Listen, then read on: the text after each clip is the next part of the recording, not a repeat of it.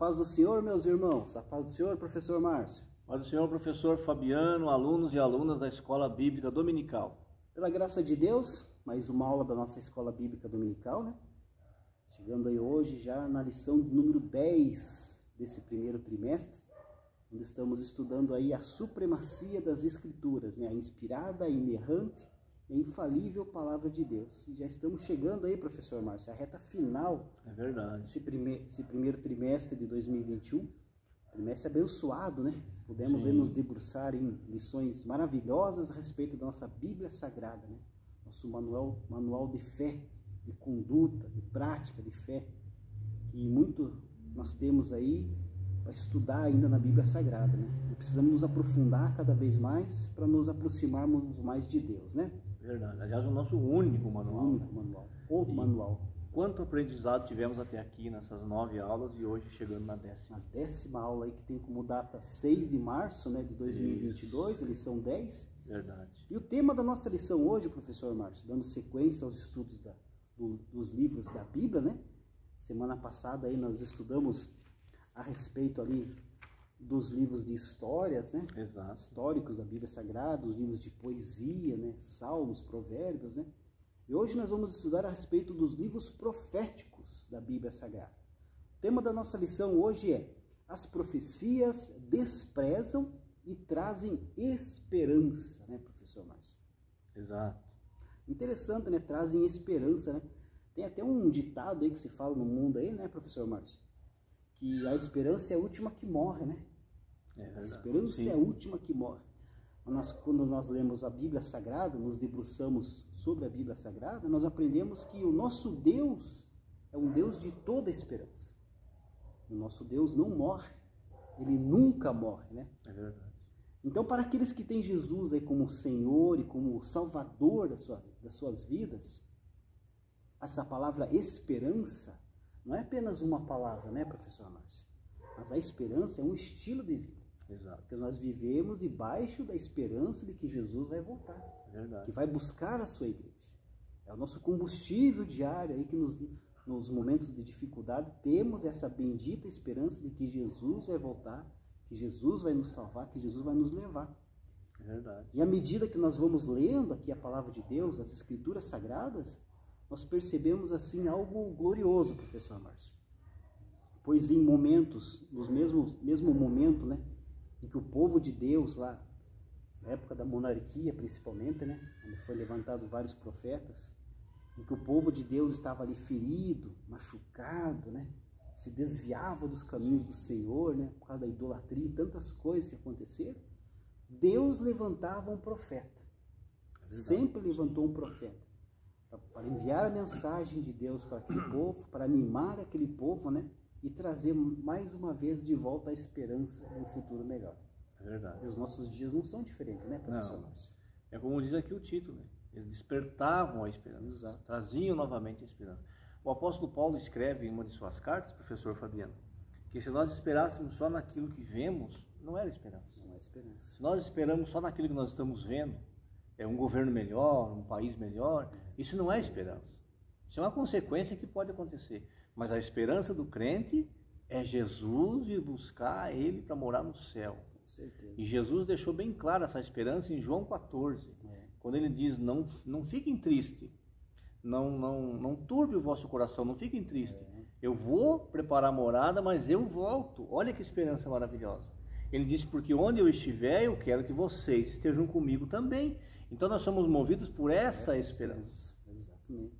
E essa chama, né, não podemos deixar apagar. Não, de Nós, jeito como nenhum. crentes, como cristãos, nós temos a obrigação de deixar essa chama acesa. É verdade. Porque a partir do momento que acaba a esperança, professor Márcio, acaba-se a vida. Sim. Você não tem motivo mais, não tem mais ânimo. Então essa esperança tem que estar acesa dentro dos nossos corações. E essa certeza, né? É A verdade. esperança também é uma certeza de que as coisas vão acontecer. É, exato. E quando nós lemos esses livros proféticos, né, das profecias, profetas maiores, profetas menores, que vamos estudar hoje, nós vemos Deus agindo ali no meio do povo de Israel, através dos seus profetas, levando a mensagem ao povo e trazendo essa esperança, né? Que apesar de tudo que estava acontecendo com o reino do norte, o reino do sul, Israel e Judá, né, professor Marcos? Tinha uma promessa, uma esperança futura, que as coisas iriam se restabelecer. Foi o que aconteceu, né? Exatamente. Estudamos muito sobre isso no trimestre passado, né? Quando estudamos a respeito dos reis de Israel, né? Tudo que aconteceu aí, Deus levantando vários profetas, né? Elias e Eliseu, né? Vamos ver um pouquinho na lição de hoje. É verdade. Então, a esperança de que a lição fala, que a Bíblia fala, é essa esperança de que vai remir o povo, tirar o povo do sofrimento. Sim. Então, Jesus está dizendo, não se entristeça, ainda não é a hora, mas vai chegar a hora que eu vou tirar você daí. Verdade. Continue confiando em mim que você vai sair. Essa é a esperança. E essa esperança, a fonte dela não é humana. Não. A fonte dela é divina. Por isso que nós temos essa esperança. Quantas vezes nós já perdemos a esperança no ser humano? Principalmente nos governantes, né? Na política. Se depositar toda a nossa esperança no homem, a gente vai acabar se frustrando. Exatamente. Agora, essa esperança de Jesus falar, eu vou preparar morada e venho vos buscar, essa vai acontecer. Com certeza. E essa esperança, ela é movida do céu para a terra. Então, vem de Deus no meu coração e é o que nos anima para continuarmos caminhando. Amém, glória a Deus. O texto áureo da nossa lição se encontra lá no livro de Apocalipse, capítulo 1, versículo 3, que diz assim: Bem-aventurado aquele que lê e os que ouvem as palavras dessa profecia e guardam as coisas que nela estão escritas, porque o tempo está próximo. Palavras de Jesus, né, professor? É verdade. Palavras de Jesus aqui no Apocalipse 1 e 3, né? E se nós olharmos para os nossos dias hoje, nós estamos vivendo aí num tempo que só pode ser comparado aí aos momentos mais críticos da humanidade, né, professor Márcio? Exato. Estamos aí vivendo uma guerra lá na Europa, está distante de nós, mas pode chegar até nós, as consequências podem ser gravíssimas, né? Sim. Então a situação é crítica. E não só isso, né? Não só por causa dessa iminência da guerra, essa pandemia que estamos saindo, né? O desemprego em massa. Sim.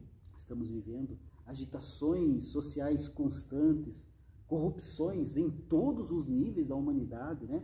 Violência desmedida. Degradação moral. Então, você olha para o ser humano hoje, professor Márcio, como não vai ter jeito, não tem mais salvação. A humanidade está cada vez pior. Criminalidade, delinquência, e tudo que a gente imaginar de ruim está acontecendo no nosso tempo, né, professor Márcio? Sim. Só que tem uma esperança, né? É. Que como a palavra está dizendo aqui, né? Aqueles que guardam as palavras das Escrituras, né? Sim. Aqueles que leem a palavra de Deus e estão aí salvos em Cristo Jesus, podem viver em paz e em felicidade, pois esperam aí uma vida eterna que receberão quando Jesus voltar. Essa esperança, essa certeza. Mas tem aqui um porém, né, professor? Tem uma condição aí. Um condicional aqui para isso. Tem um condicional. Tem que guardar, né? Tem que ler, tem que ouvir e guardar. E interessante aqui, professor Fabiano, bem-aventurado é mais do que feliz. Mais do que feliz. A palavra bem-aventurado quer dizer mais do que feliz. A Bíblia fala, por exemplo, que nós somos o quê? Mais que vencedores com Cristo e em Cristo. Então, bem-aventurado o que lê. E também chamou a atenção aqui, professor Fabiano, aquele que lê e os que ouvem. Os que ouvem. Porque nos primórdios da igreja, quando a igreja começou, nem todo mundo tinha um exemplar da Bíblia em casa ou na mão. Então era bem-aventurado aquele que ia ler na igreja e bem-aventurado também aqueles que estavam ouvindo e guardando as palavras da profecia. Exatamente. Então aqui o Senhor Jesus deixa claro, olha, é bênção para quem está lendo, quem está ensinando e também para aquele que está guardando a palavra. É verdade. Por isso é o principal, né? Estudar a palavra, ler Exato. a palavra para ter essa certeza que mesmo diante de tantas dificuldades que estamos vivendo, temos a certeza de dias melhores, mas não aqui na terra, lá na eternidade com Jesus. Na eternidade, exatamente. A nossa verdade prática destaca que as profecias são mensagens que expressam a soberana vontade do Senhor. Elas servem para alertar o povo de Deus, produzindo esperança e confiança nas promessas divinas. O Senhor, nosso Deus, professor Márcio, nunca deixou de falar com o seu povo. Nunca. No começo, no Jardim do Éden, né? Sim. Deus descia ali para conversar com Adão, daí entrou o pecado ali. Tudo aquilo que nós já conhecemos, né? Mas ao longo da história, ele nunca deixou de falar com o seu povo. Não. Sempre teve homens que ele usou. Sim. Veja que no capítulo 3 de Gênesis, Adão está escondido. Está escondido. Eva está escondida, como se pudesse se esconder de Deus. Exatamente. Mas veja que é o Senhor que toma a iniciativa e vem falar com o casal. Então isso prova que Deus nunca deixou de falar com o ser humano. E sempre quem procurou o relacionamento, a conversa com o homem, com o ser humano, foi Deus. Foi Deus. Deus sempre procurou, sempre buscou. Né? Sempre buscou e sempre busca. Ele busca conversar com o ser humano. Mesmo o homem virando as costas para Deus. Exatamente. Deus sempre está ali de mão estendida para falar. Né? É como diz em Hebreus 1:1. Né? Deus falou muitas vezes, de várias maneiras, por meio dos profetas, e agora fala por meio de Jesus Cristo. É verdade. E ao longo da história, aí, Deus levantou homens e mulheres, né, para serem aí o seu porta-voz, podemos dizer assim, né? E através desses homens e dessas mulheres, né, Deus revelou ali mistérios ao povo, trazendo ali paz e conforto ao seu povo. Deus sempre cuidou, nunca deixou, né? Até que Deus, propriamente Ele, desceu na terra, em forma de homem, né, e morreu por nós. Mas Deus sempre esteve conosco, né? Sim. Usando esses homens e mulheres para profetizar em nossa vida, para passar as mensagens de Deus para o seu povo, né? Mas aqui é importante dizer também, professor Márcio, que existem aí 3 tipos de profecia, né? Sim. Que é a da carne, que é a do diabo, e a profecia que vem de Deus. Que vem de Deus. Nós temos o dever de discernir a respeito dessas 3 profecias, né? A da carne é aquela levada pelas emoções, né? Sim. Aquilo que é aquela profecia onde a pessoa apenas sente o que os seus olhos estão vendo. Né? Exatamente. Podemos estar sabendo que o irmão está passando por uma dificuldade. Isso. Da carne, aquela profecia da carne. Aí aproveita, né? Exatamente. Até não deixa de ser uma vontade da pessoa de ajudar o outro. Mas a mensagem, quando ela é usada em nome de Deus, ela está sendo mentirosa. E tem vários exemplos então aí. Diga que ele, né? Eu quero te ajudar, mas não use o nome de Deus. Deus está mandando dizer, quando Deus não está mandando. Sim, temos muitos exemplos. Casamento, né? Profecias de casamento, profecia de namoro, profecia de cuidado, casa nova, carro novo, né? Profecia de mudança. Então tome cuidado. Tome cuidado com essas profecias da carne aí, né? Também tem a profecia que vem do diabo, professor. Mas aquela profecia maligna, quando a intenção da pessoa é uma intenção maligna, né? Porque ela está sendo ali inspirada pelo próprio diabo. Às vezes você está recebendo a profecia, nossa, é para o meu bem, não. Às vezes o diabo está usando aquela pessoa para acabar com você e você não está sabendo discernir aquela mensagem, aquela profecia que vem ali. E o pior de tudo é que ainda elas falam que estão falando em nome do Senhor, né? Assim diz o Senhor. Então, tomar muito cuidado com esse tipo de profecia, né? Tanto a carnal como a diabólica. É para dar credibilidade, né? É verdade. Se o diabo disser assim, diz eu, Satanás, ninguém vai ouvir, né? Com certeza. Sim, digo eu, não, ele vai dizer, ele vai usar. Usa o nome do Senhor ali para dar credibilidade. Professor Fabiano, uma profecia que não é de Deus, ela sempre tem um alvo para prejudicar o outro. Exato. Ela pode fazer um enredo bonito, mas no final ela vai ter um prejuízo. Verdade. E Deus jamais faz isso. Deus nos alerta, nos chama atenção, diz você está errado e precisa mudar. Com certeza. Mas é você que vai decidir se quer mudar ou não. Verdade. Não é o Senhor, Ele está só mostrando. Agora, essa profecia diabólica, ela vem com um engodo, assim como como Satanás fez com Eva, mesma coisa. Ele veio distorcendo a palavra, né? Deus falou de toda árvore comerá, menos da árvore da ciência do bem e do mal. Satanás vem e diz, foi isso que Deus falou, de nenhuma árvore comerá? Ele mudou a palavra. Mudou totalmente. E ele continua fazendo isso hoje. Daí se perguntar, mas como é que eu vou saber que a profecia é de Deus, né? Como é que eu vou saber se a profecia de Deus não é? A profecia de Deus, ela tem um princípio, que ela não fere os princípios bíblicos. Exatamente. Então, se a profecia que estão te falando fere qualquer princípio bíblico, que Deus está enviando um marido para você, alguma coisa, está tirando assim, está desmanchando família para formar outra. Já vi profecia assim, né? Está ferindo, você acha que é a vontade de Deus desmanchar uma família para fazer outra? Jamais. Né? Não, jamais. Que Deus está te dando um carro novo, aí chega o carro novo com 300 prestações. Será que era a vontade de Deus te dar um monte de dívida? Isso aí o ímpio também vai lá e compra. Exatamente. Ele vai ter que pagar. Então tem que tomar cuidado. Por quê? Porque isso aí é para desanimar a pessoa, né? Daí a pessoa vem, aquilo não aconteceu, não foi Deus que falou, a pessoa abandona os caminhos do Senhor. Então, a profecia, como o professor Fabiano já bem falou, é para despertar a esperança, é para nos exortar, para nos chamar a atenção, é para ligar alerta, olha, cuidado, o caminho que você está indo não é bom. E também é para edificar, para dar crescimento, para dar força. Nós temos visto aí em nossos dias, professor Márcio, que tem muitas igrejas que estão cheias, né? Mas as pessoas estão indo lá atrás dessas profecias. Exato. Ou melhor, dessas profetadas, né? É. Virou uma casa de show. Tá cheio lá, mas as profecias ou profetadas aí que são lançadas por esses falsos profetas, né? Infelizmente acabam iludindo muita gente, porque não é profecia que vem de Deus. É a profecia da carne e a profecia diabólica. E nós temos que tomar muito cuidado. Porque também ainda, professor, desculpe, mais um adendo, ainda a profecia de Deus, para ela se cumprir na minha vida, o meu altar tem que estar, parelhinho com o de Deus. Exato. Então a profecia de Deus, ela pode vir consertar a minha vida primeiro, para depois eu receber. Com certeza. Então às vezes a pessoa está recebendo uma profecia da carne ou do diabo, e ele sabe, no consciente dele, que ele não pode receber aquilo de Deus, porque ele está em desconforto, ele não está em conforme a palavra. E ele aceita. Perante a igreja, olha, eis que estou gostando, vejo o que se faz, está me agradando, e ele sabe que ele anda por caminhos e por lugares que não agrada a Deus, não. Então não pode ser Deus que está falando. Com certeza. E a própria pessoa sabe que ele não merece aquilo naquele momento, mas ele aceita, sabendo que aquilo não veio de Deus. Essas são as profecias de Satanás para enganar, para a pessoa continuar no erro. Não, eu posso continuar aqui, Deus vai continuar abençoando aqui mesmo. Eu posso ter 2 famílias, eu posso ter um amante, eu posso ter o que eu tiver, eu posso enganar as pessoas que Deus falou que está gostando do que eu faço. E as pessoas acabam Cuidado, saindo, né? Isso tem muito. Verdade. Muito cuidado com isso. A igreja foi chamada e tem um propósito, fazer a diferença na vida das pessoas, ser sal e luz na vida das pessoas. É verdade. Né? Infelizmente tem muitas igrejas que estão levando para esse outro lado, né? Sendo quase que uma casa de shows, aí, como já falamos, né? E chamando ali as pessoas, ali, essas profecias ou profetadas, né? E fazendo tem até hora marcada. Fazendo estrago na vida da pessoa. Fazendo estrago. Exato. Que Deus vai abrir portas de emprego essa semana, né? Já aconteceu, você sabe que o irmãozinho está passando, mas que Deus vai abrir uma porta. E se não abrir a porta aquela semana? O que vai acontecer? É provável que se a pessoa for meio fraca ali, ela vai se desviar. Uma vez eu me lembro de um culto, estava muito animado, Deus falando.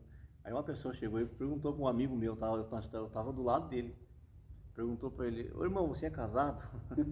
E o rapaz falou: sou. Daí ela deu a profecia. Ora, Deus não sabia que ele era casado? Aconteceu uma situação que você falou para mim que a pessoa que foi entregar a profecia perguntou para você quem que era a esposa do pastor. Exatamente. Nessa igreja aqui. Estava cheia, lotada, alguns anos atrás. Aí a pessoa procurou, como a gente é cooperador, diácono, a gente está trabalhando na igreja, servindo, né? Aí a pessoa chegou e perguntou: quem que é a esposa do pastor que vai pregar, que veio de fora? Eu falei: é aquela senhora que está ali, assim, assim. Aí, para minha surpresa, daqui a pouco a irmã estava lá profetizando.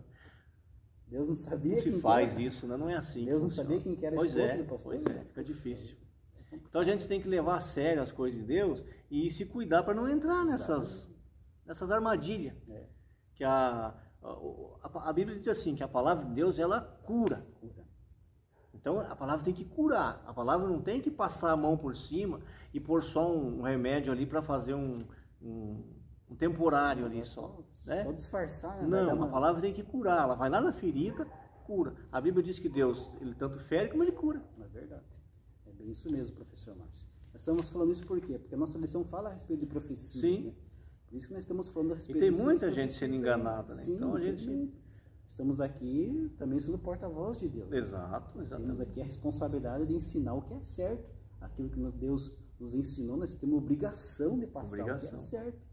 Então, nós temos o dever de falar. Tem gente que não gosta, né, professor Márcio? Mas nós temos o dever de falar, né? Temos que pregar a palavra como ela é. Acabe não falou lá para Elias, né? Você que é o perturbador de Israel. Exatamente. Né?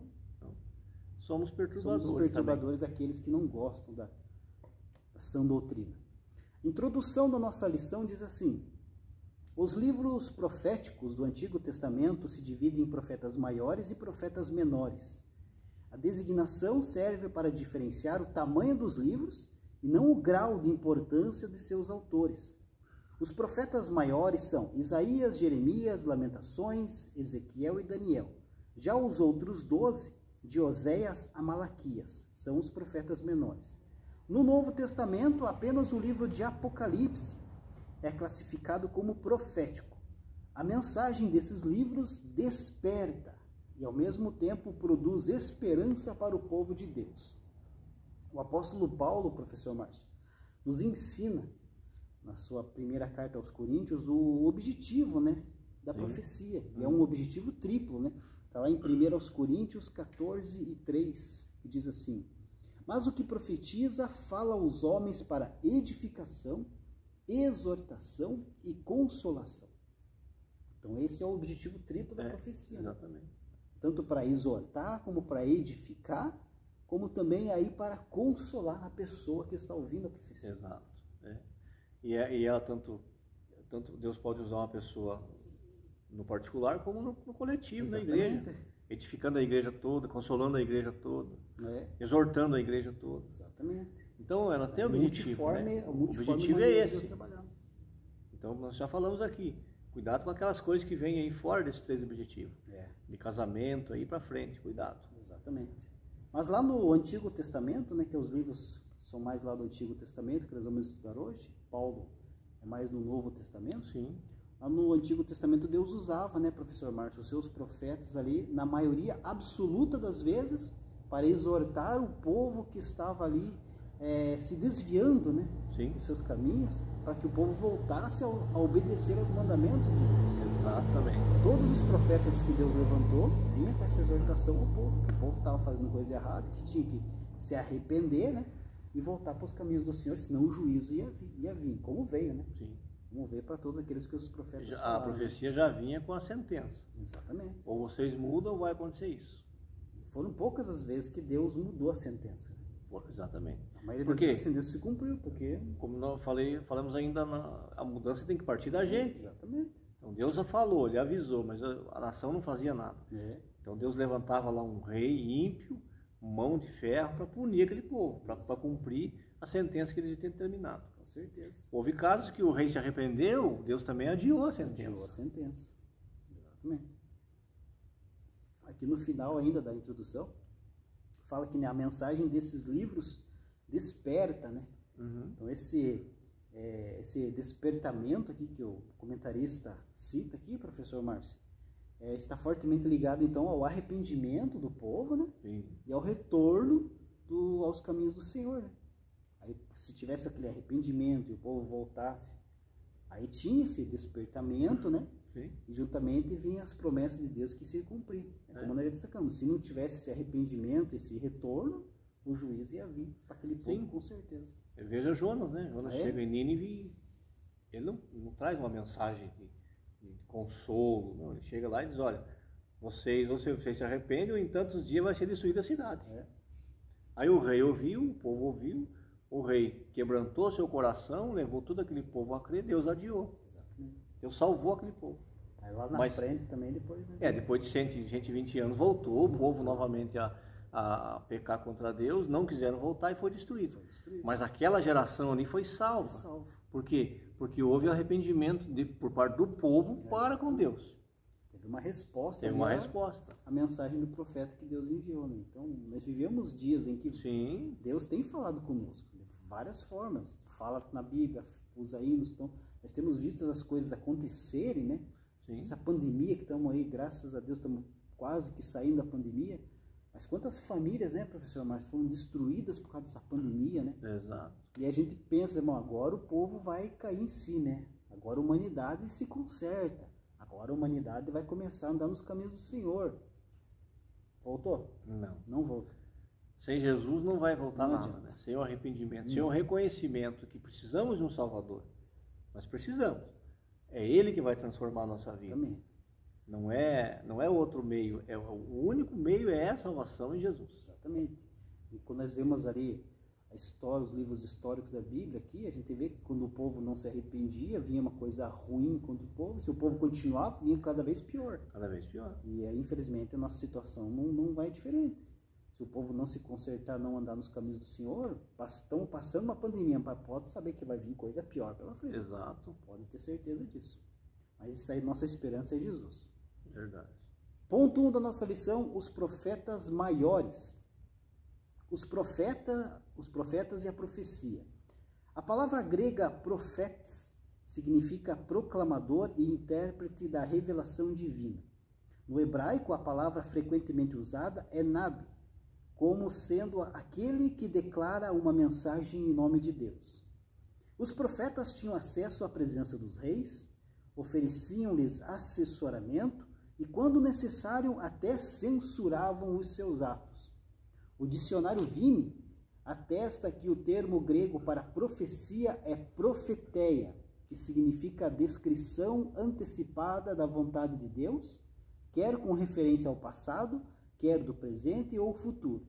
A Bíblia registra que Deus falou muitas vezes e de várias maneiras por meio dos profetas. Hebreus 1:1.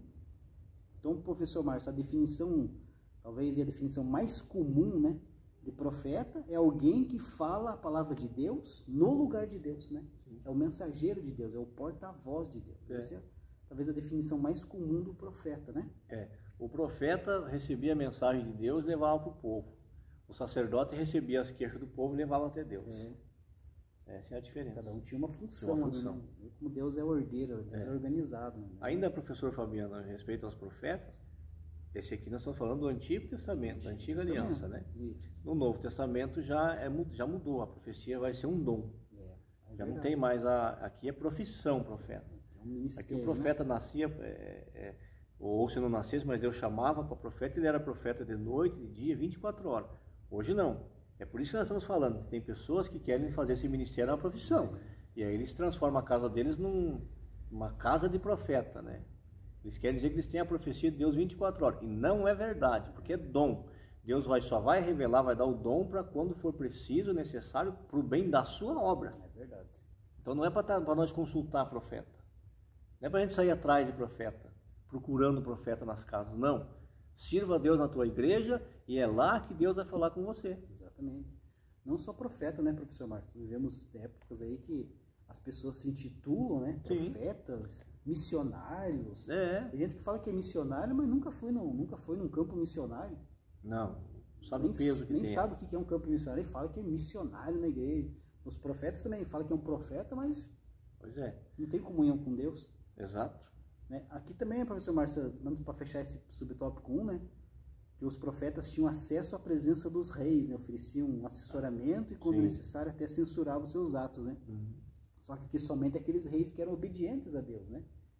Aqueles reis que eram obedientes a Deus, que tinham os profetas ali para auxiliá-lo, que foram poucos. Né? Davam ouvido os reis de Israel ali, que foram obedientes a Deus, né?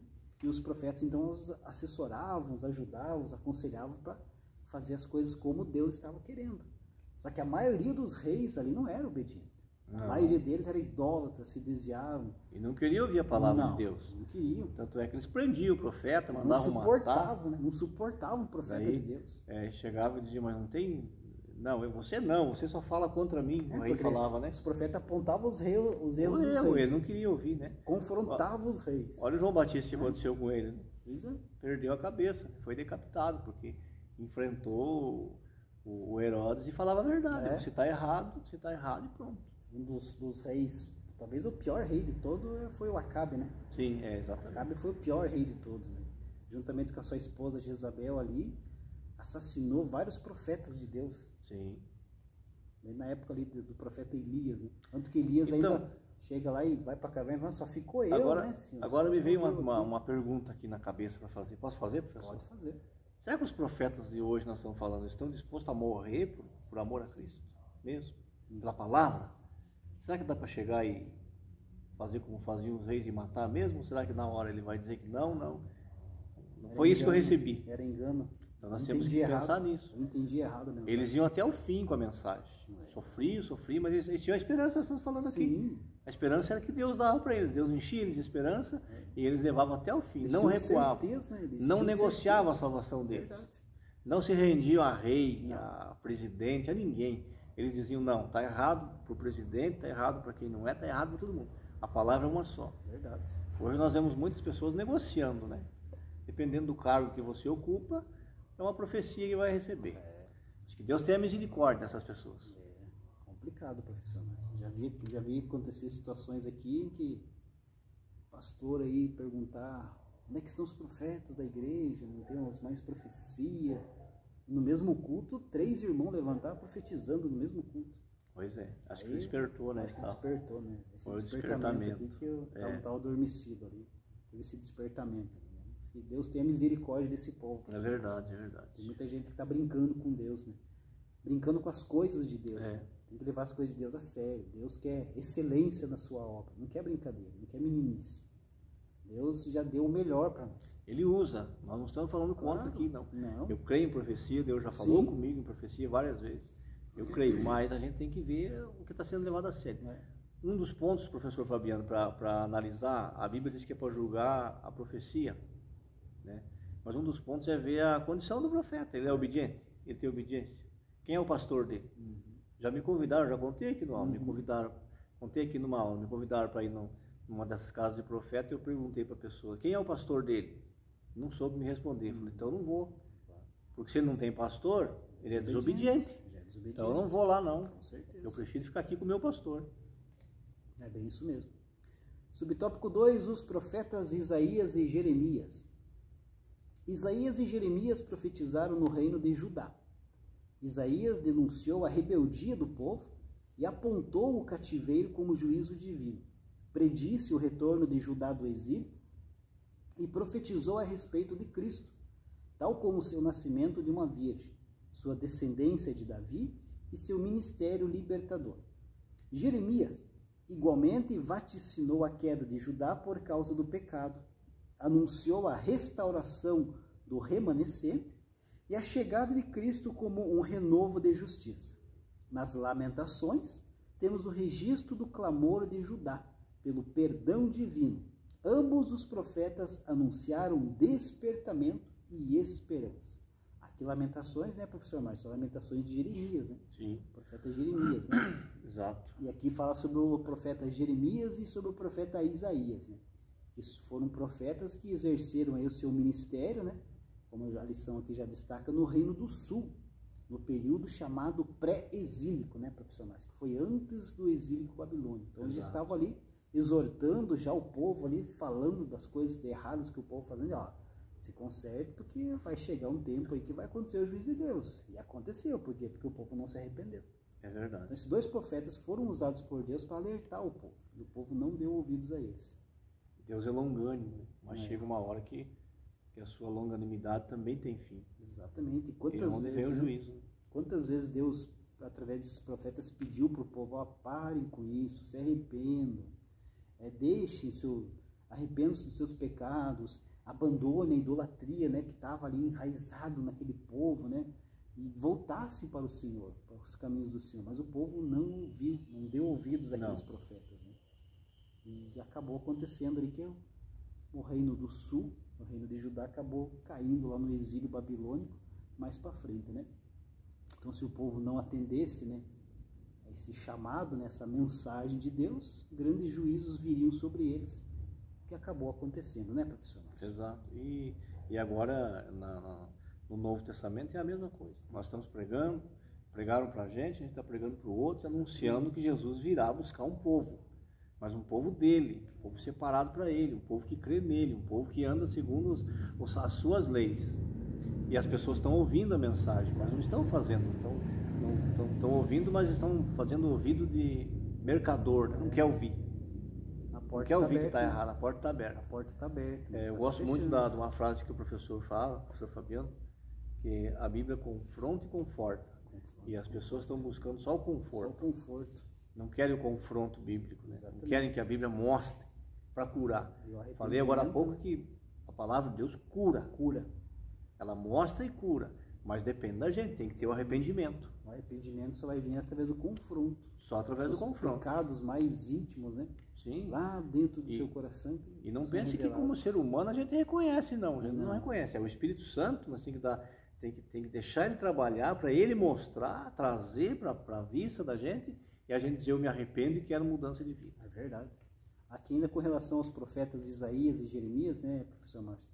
Destacar, né, que Isaías é o profeta messiânico, né? Sim. É o profeta ali que mais tem ali mensagens acerca da vinda de Jesus, né? É verdade. Tanto lá no Evangelho de Mateus, né, tem várias citações de Isaías aqui, que ele é o profeta messiânico. O que mais foi revelado sobre Jesus foi para Isaías. Isaías. E Jeremias aqui, a importância de Jeremias é que Daniel, né, estudando as profecias de Jeremias, quando estava lá no exílio, lá na Babilônia, aí ele viu ali nas profecias de Jeremias que estava se findando os 70 anos do cativeiro. Né? Foi a profecia de Jeremias lá que foi lida lá e entendida pelo profeta Daniel lá na frente. Sim, né? aí Daniel procurou o rei, conversar e mostrar que estava na hora do povo de Israel voltar, porque era 70 anos que tinha que ficar lá. 70 anos, exatamente. Subtópico 3, os profetas Ezequiel e Daniel. Ezequiel e Daniel profetizaram na Babilônia. Judá estava no exílio e tinha o coração obstinado.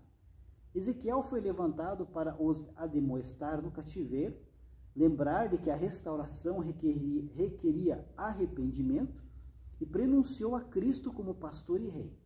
Daniel também foi para o exílio, porém como um dos oficiais da corte. Ele entendeu que o cativeiro duraria 70 anos e passou a clamar por misericórdia.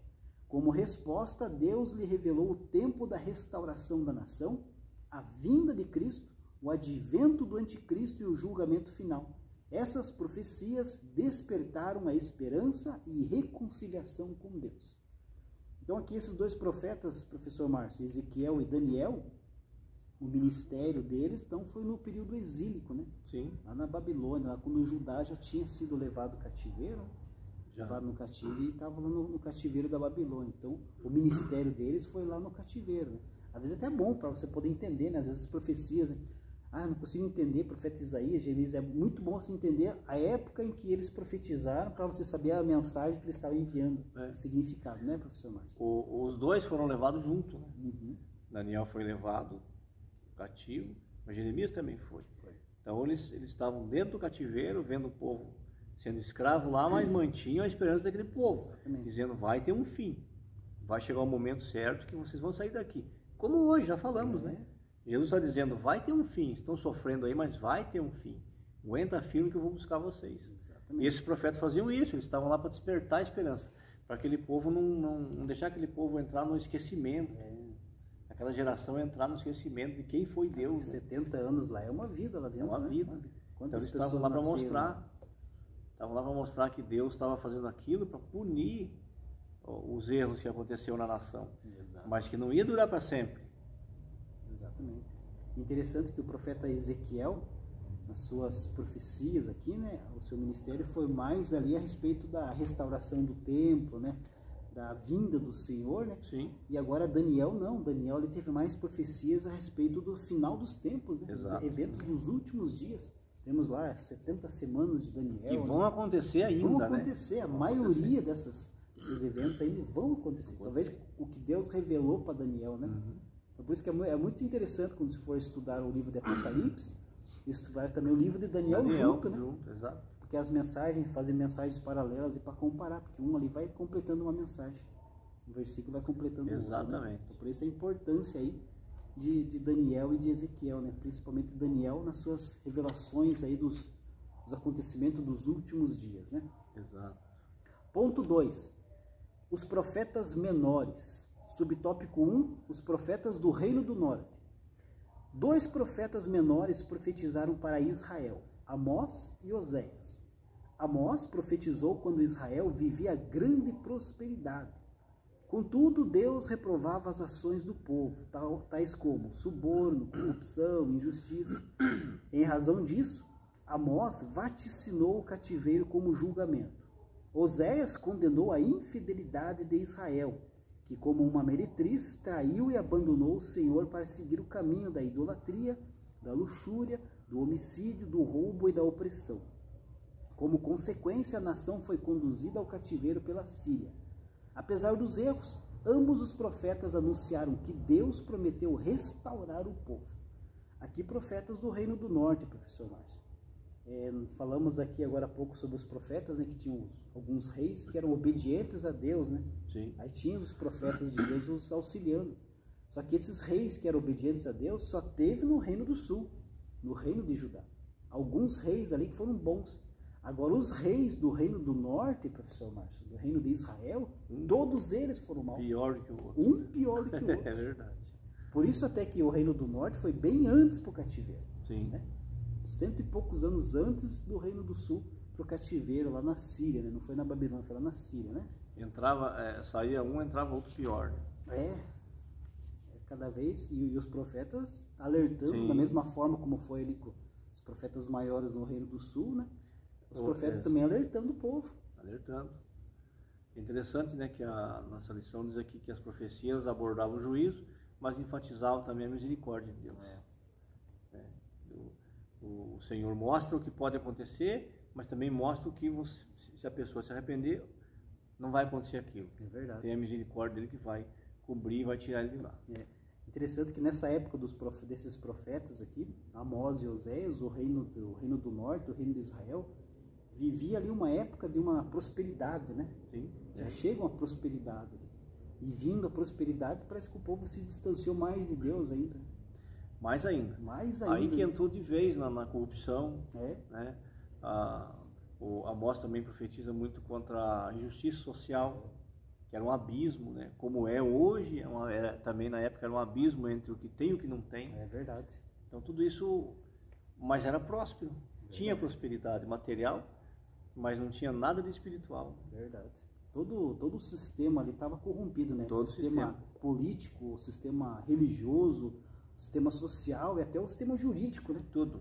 O pobre que já tinha essa diferença tão grande, não podia nem recorrer ao juízo, porque os juízes já estavam comprados pelos ricos. E sabia que se recorresse a um setor jurídico para pedir os seus direitos, não ia ter chance nenhuma, porque já estava tudo corrompido, né? Os juízes já tinham sido comprados pelos mais poderosos, né? Tudo corrompido. E Deus estava indignado com isso. Sim. Deus estava indignado com os abusos desses ricos, né? Que estavam ali esmagando os pobres, literalmente. Sim. Além de não ter nada, não tinham direito a nada, né?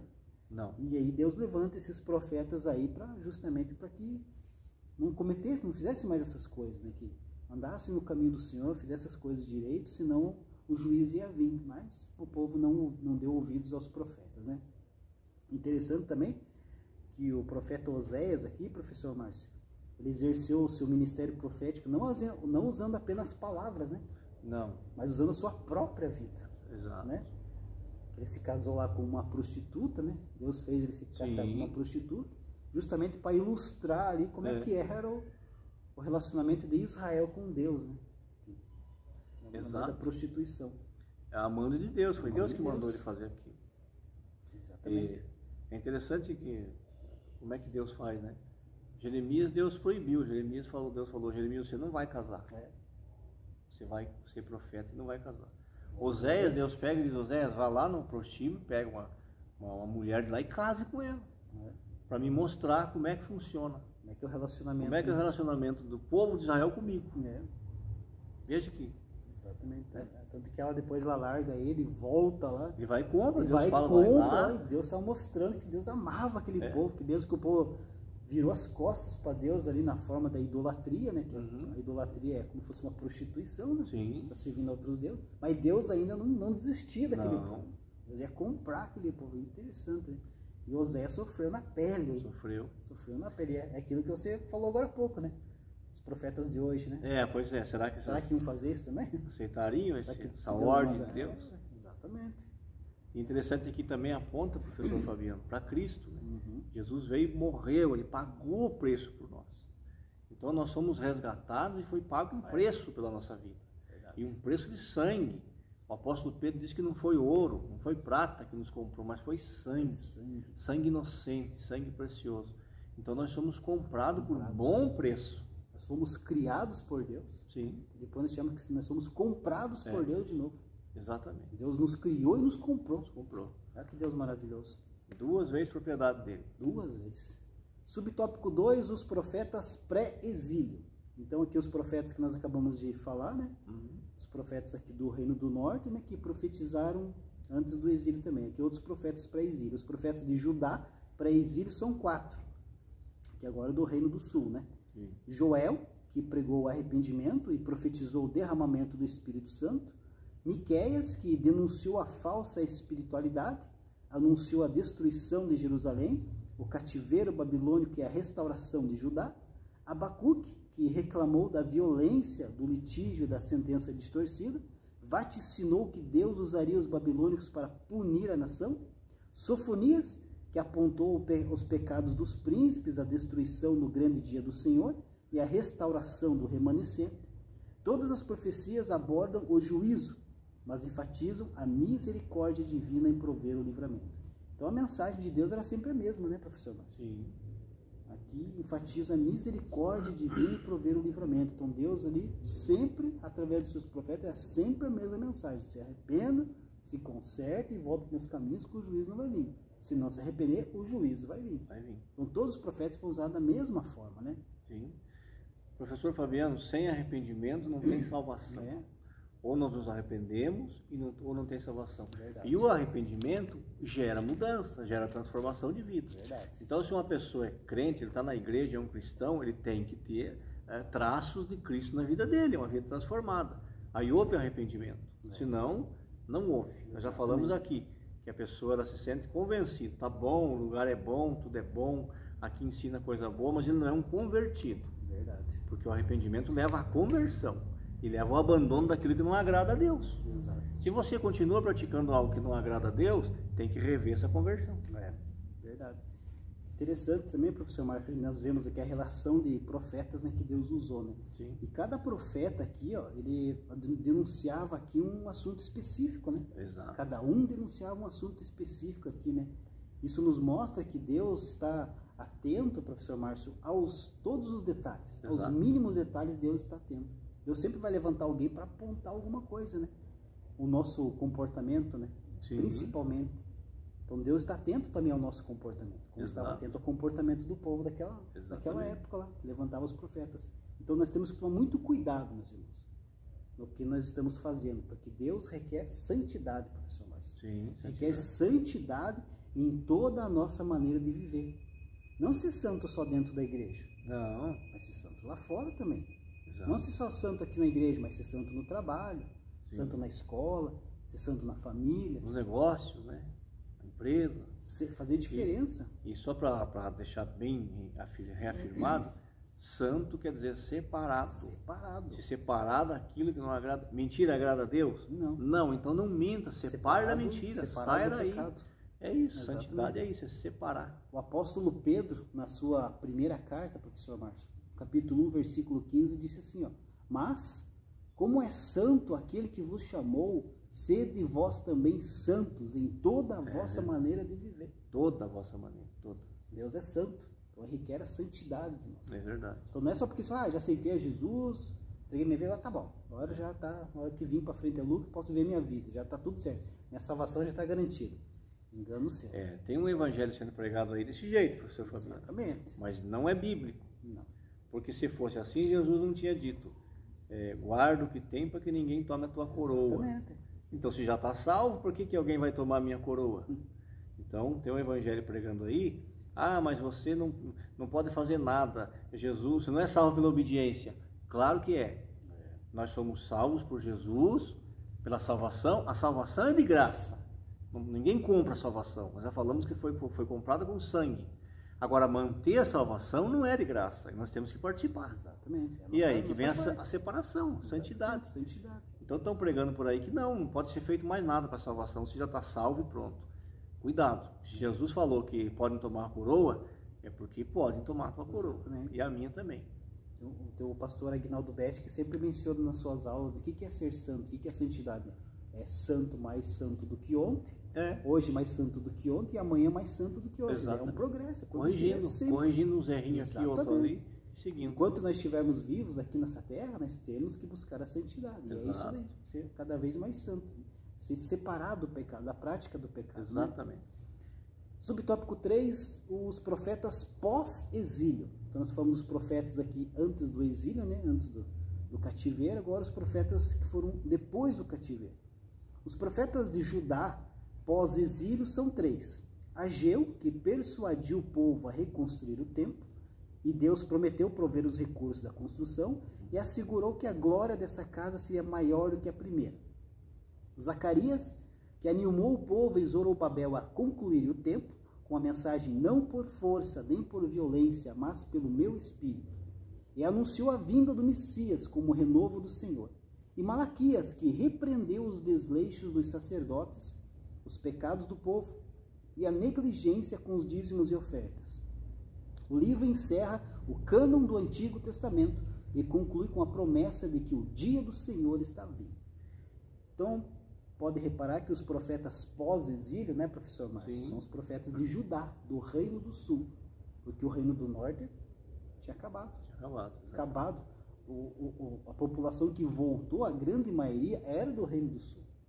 O restante do Reino do Norte tinham se misturado tudo e praticamente acabado com toda a população. Por isso que os profetas que retornam é de Judá, do Reino do Sul, né? E aqui nós temos aqui 3, Ageu, né? Zacarias e Malaquias, né? Que são os 3 profetas ali após o cativeiro da Babilônia ali.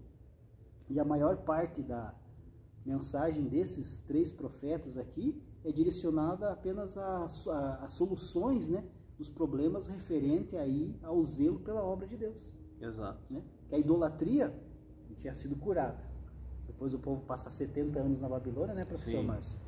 Deixaram a idolatria de lado e começaram a adorar somente ao Senhor. Mas eles começaram a deixar a obra de Deus de lado. Né?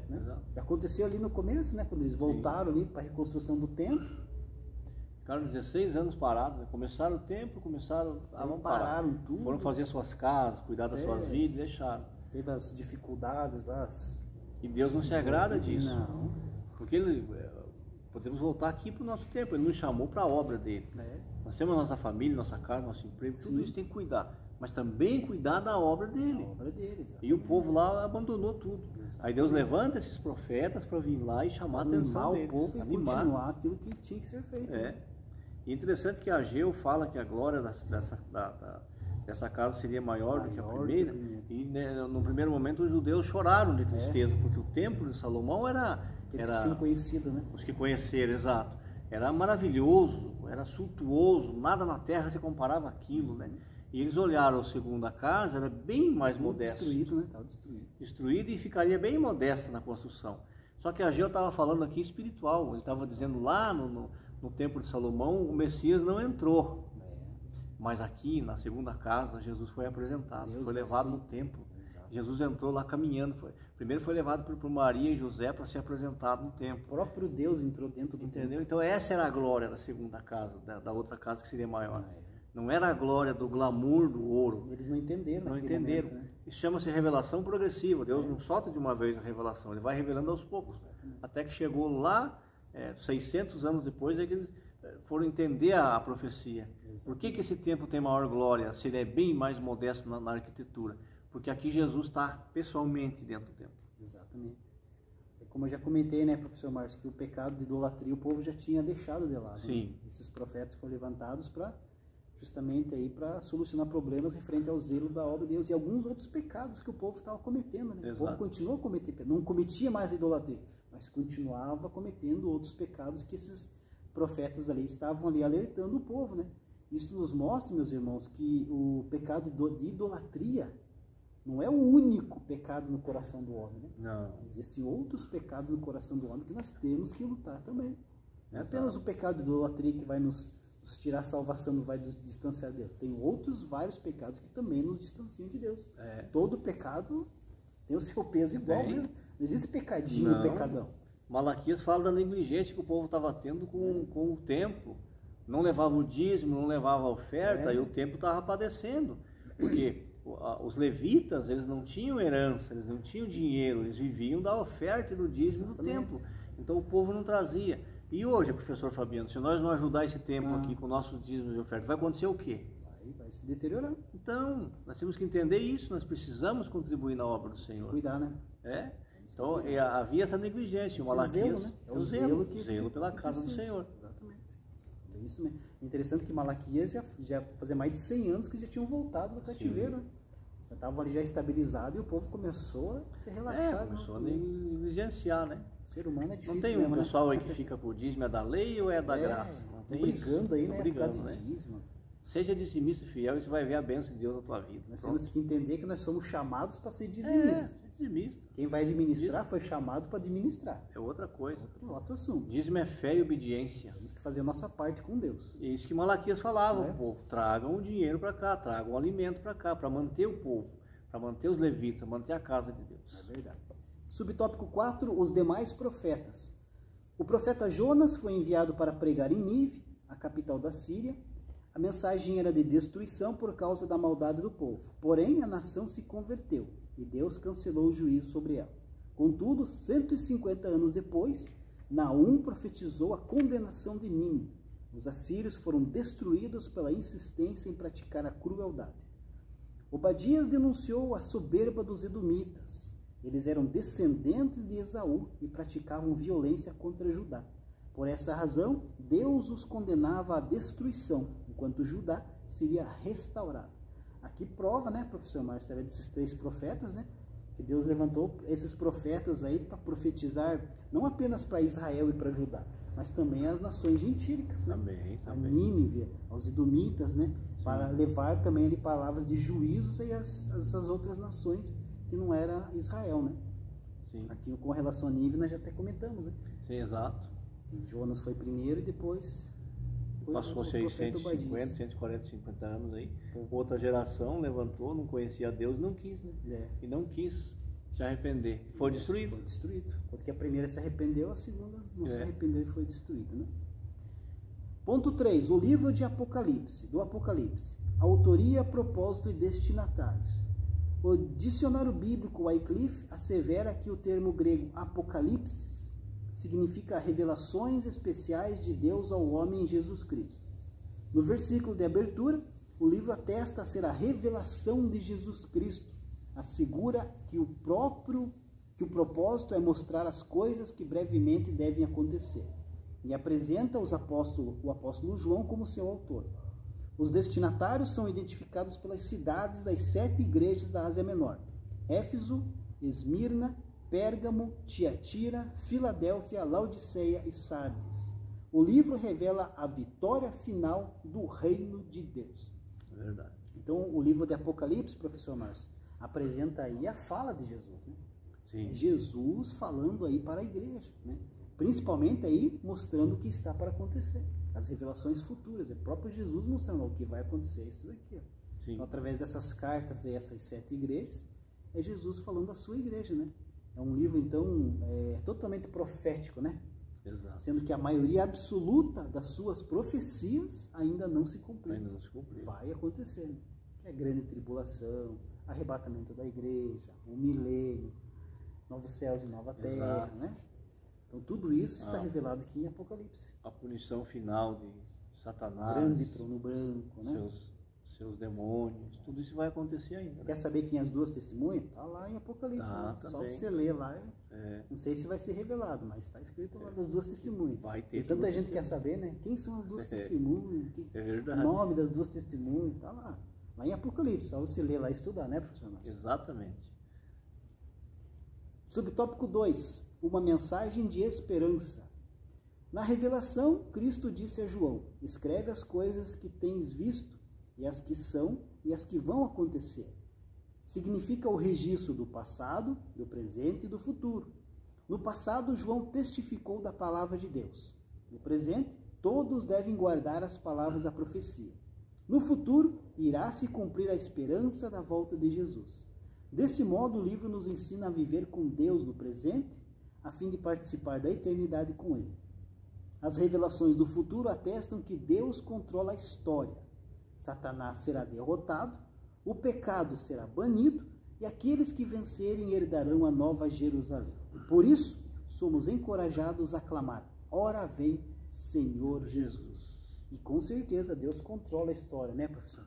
Sim. Assim como a lição que está destacando, né, no que diz respeito aí ao cumprimento da sua palavra, né? Exato. Porque Deus nos dá a liberdade de nós fazer as nossas escolhas. Sim. Mas com relação ao cumprimento da sua palavra, Deus ali ele vai controlar a história e vai fazer o que for preciso. Vai se cumprir. Né? Vai se cumprir tudo o que ele determinou. O plano dele, que está em execução já desde o começo, não vai parar porque eu quero, porque o professor quer, porque alguém disse que não.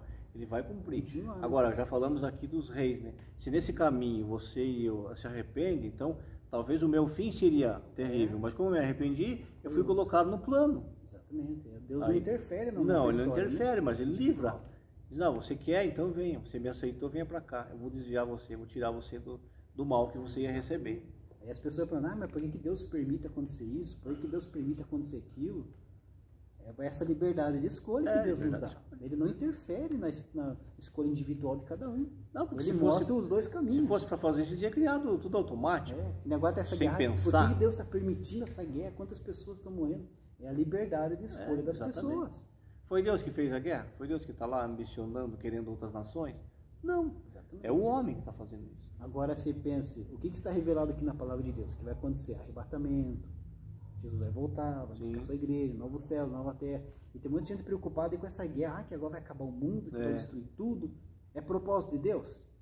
Então, a partir do momento que começar a infligir ali os propósitos de Deus, Deus vai intervir na história. Com certeza. Pode ter certeza, Deus vai intervir. Mas até o momento que não interferir no plano divino para a humanidade, Deus como diz, vai deixar rolar, né? Que é as escolhas da humanidade, infelizmente. É a escolha da liberdade. É a liberdade que Deus dá ao homem fazer as suas escolhas. Inocentes morrem? Inocentes morrem. Mas por causa da escolha. Pode ter certeza que a punição para eles vai vir. Sim. É a vida de inocentes ali que está sendo pago, né? Infelizmente, né? Deus, nós não temos o direito, nem a ideia de questionar Deus em nada. Com certeza. Nós temos que aceitar o perdão que Ele nos dá e não leva a lugar nenhum questionamento. Tudo está no controle dele, nada foi perdido. Lembrei de uma passagem aqui, rapidinho, professor Fabiano. Quando Pilatos foi inquirir Jesus, ele falou: eu sou governador, tenho poder aqui, se você me falar aí, eu posso te dar posso livrar você. Pilatos quis dar uma carteirada em Jesus, né? Aí Jesus falou: é verdade, você é governador porque o meu pai lá deixa você governador. Ele te dá o poder de governador. Isso mostra o quê? Poder de Deus total. De Deus, então, se o presidente russo está lá atacando, se ele está lá no governo, é porque Deus permitiu que ele estivesse no governo. Tem permissão de Deus para isso. E tem um propósito, como o professor falou. Mas esse propósito vai ser revelado por Deus na hora que Ele quiser. Certeza. Então é isso. Enquanto o propósito de Deus não for atingido, Deus vai permitir. O Apocalipse está aí, está se cumprindo. Mas o propósito final é Deus que sabe quando vai se cumprir. E essa é a coisa mais certa, né? Que todos esses eventos que está aqui no livro de Apocalipse terão seu fiel cumprimento. Pode ter certeza disso. Pois é Deus que vela pela sua palavra. É Deus que vela para ser cumprido. Então tudo que está revelado aqui vai se cumprir. Por isso que é bom você estudar a palavra de Deus, os acontecimentos da história que está para vir ainda, para você ficar em paz. Não tem por que você ficar ansioso, crise de ansiedade para as coisas. Fique em paz, fique tranquilo. Deus está no comando da história. Pode ter certeza disso. Basta você confiar, obedecer a Deus, né, professor? É verdade. E ter a certeza. Ele nunca perdeu o comando e nunca vai perder. Nunca vai perder. Ele está no comando no passado, está no comando no presente e vai estar no comando no futuro. Disso pode ter certeza. É isso que o livro de Apocalipse nos mostra. Né? Exato. A conclusão da nossa lição, mais uma lição maravilhosa, né, professor? É verdade. A mensagem dos profetas é de suma importância para despertar o cristão. Nos livros proféticos, a soberania, a justiça e a misericórdia divina estão claramente reveladas. Os fatos narrados comprovam o poder, a autoridade e o controle divino sobre todas as coisas. Eles nos servem de experiência, de fé, que produz esperança. Romanos 5 e 4. Então, professor Márcio, esses livros, nós estudamos aqui, esses livros proféticos, né? Sim. Eles foram preservados e foram inclusos aqui no cânon sagrado por sua importância, né? Exato. Sua importância, seu estudo, não apenas para os seus destinatários que foram escritos ali, mas principalmente para nós, né? Cristãos aqui que estamos vivendo no dia de hoje, na atualidade, né? Para que nós possamos aí aprender, né? Com os erros daquele povo, conforme Deus usou aqueles profetas, né? E possamos ficar edificados através aí dos seus escritos, né, professor Márcio? Exatamente. O passado, o presente e o futuro está na mão de Deus. Amém. Glória a Deus. Deus abençoe. Deus abençoe.